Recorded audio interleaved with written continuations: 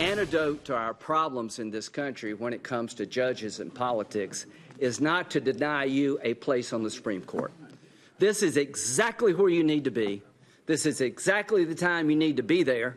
And I am telling President Trump, you do some things that drive me crazy. You do some great things.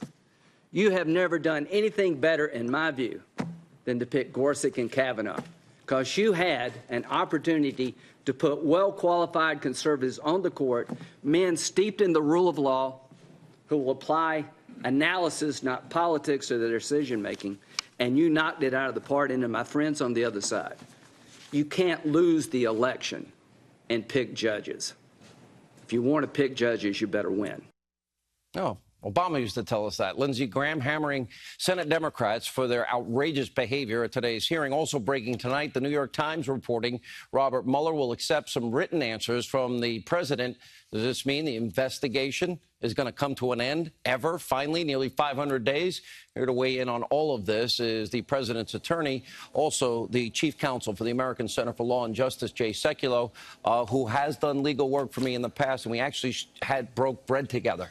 And met and talked once about sports. Good to see you. How are you? Let's start with you, Sean. Good. You've argued before the Supreme Court personally, what, 12 times? Yep. Yeah, ACLJ 20 times? Yep.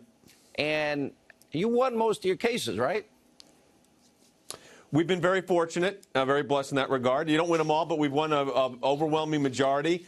And if you include the others you mentioned, we've had a number of cases that have been summarily reversed. We've had a good track record. But look, I've also won these cases. Some of them we've won unanimously, a number of them unanimously. It depends on the nature of the case. But I got to tell you something. The president has made two fantastic picks. Neil Gorsuch, tremendous judge, now justice. Brett Kavanaugh, who I've known for a long time, is brilliant, has been a great judge. And if you want to know anything about Brett Kavanaugh, read his 312 opinions.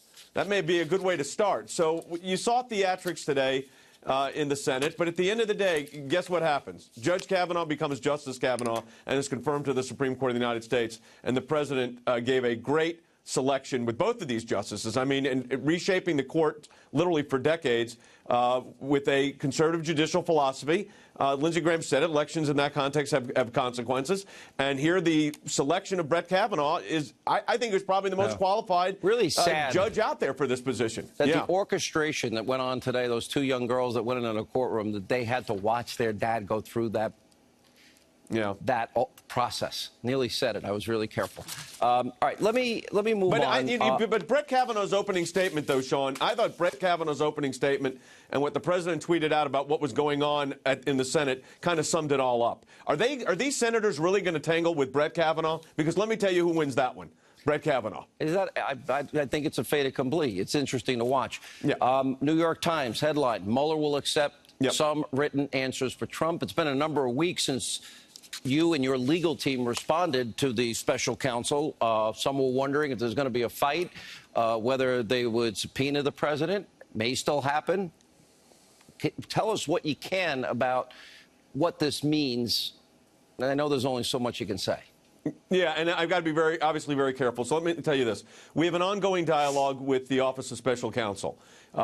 Myself and our colleagues have continued an ongoing dialogue. That dialogue continues. I'm not going to discuss the contents of what has been agreed to or not agreed to, but I will tell you this. I'm not concerned about the President of the United States responding, if we decide to accept the proposition of responding to written questions, responding to questions about Russia and interference with the election. The president is committed. There's no crime here. There's no underlying crime that the president was involved in. I'm not concerned about where that goes. Look, I mean, if they ask questions and we think they're appropriate, we would respond. Again, we haven't even responded to the special counsel's but the White House counsel response to our letter. But it's the White House counsel spent 30 hours testifying before, which to me is mind-blowing. But it seems to me that if, in fact, Don McGahn gave him 30 hours, and if the president were to go in and say one thing contradictory to what McGahn said, that then sets him up for a perjury trap. And every lawyer... Well, you're jumping way ahead of the discussion to go to what happens if there was an interview or not an interview. But what you said is very important. This White House has been the most transparent in history when it comes to investigations or inquiries like this. You mentioned Don McGahn's 30 hours of testimony.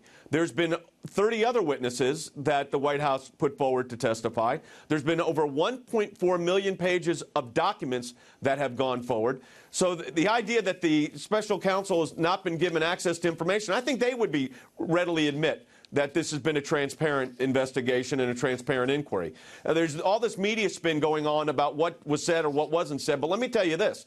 The President of the United States authorized his legal team, both his White House counsel and his private lawyers, to engage this in a transparent basis, and that's been done. This does need to come to an end. I mean, I think everybody in the country wants this to come to an end.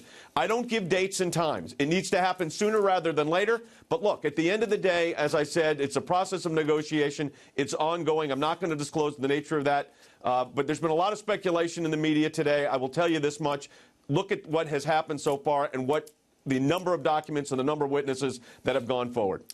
Do we have to worry about what John Dowd has said publicly on this network, or say what we reported about Andrew Weissman and back channel information from Christopher Steele and text messages and communications that show that, in fact, Christopher Steele was trying to funnel information to the special counsel?